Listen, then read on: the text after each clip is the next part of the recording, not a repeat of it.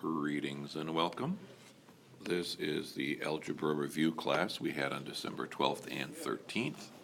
And part of this is reviewing all the factoring we've done so far. I will probably end up doing this video in like 3 portions. And we're going to do several Roman numeral parts on the handout that you have. So if you missed class, you may get a copy of this handout on Blackboard. I used an orange colored font for it.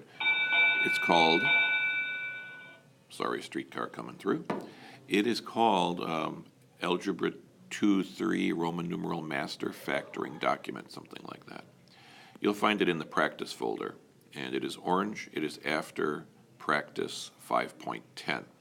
So if you could locate that, you'll have a copy of this. You can also see the problems here. After we do one example from each section, the homework was to choose 5 of your choice from each of these Roman numeral sections here. We'll skip a couple actually that are on the whole master document. So here we go. In section Roman 2, I will actually pick problem number 12 to do an example of, and I'll also pick 12 from the Roman numeral 3 section. So let's get that set to go. And I will grab a writing instrument. And here we go. So example 12 was factoring out the greatest common factor. So here's the one we're looking at. And as I look at my numbers, lovely. As I look at my numbers, I see each of the numbers are divisible by that 13. And I also see each of them has at least one m. So that helps me find my greatest common factor. And then my job is simply to divide each of those numbers that are over there by this 13m. Some students might wish to actually take that 13m and write it directly underneath each of those terms. Not quite necessary, but you can work that way if you'd like. That way you will not miss out on this first term.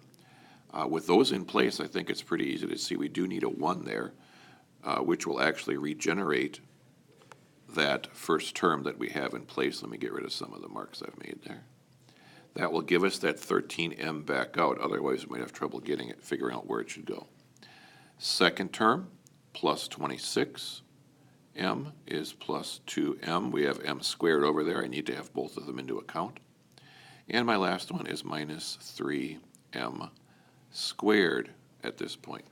So the only job here was to factor out a greatest common factor, and that would be this number.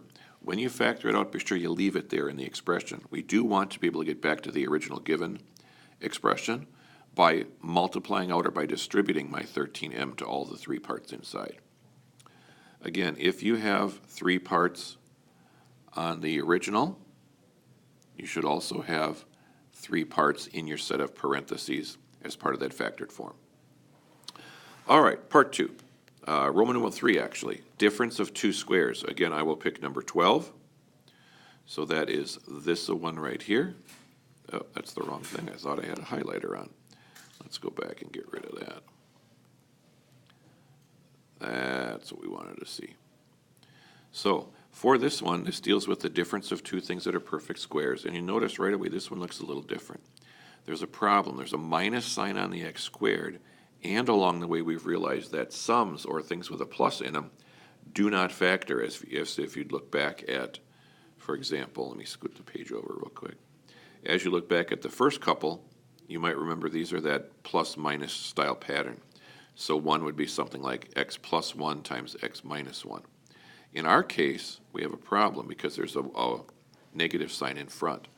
However, if I first factor out a common negative 1, from each piece, my first term turns into x squared.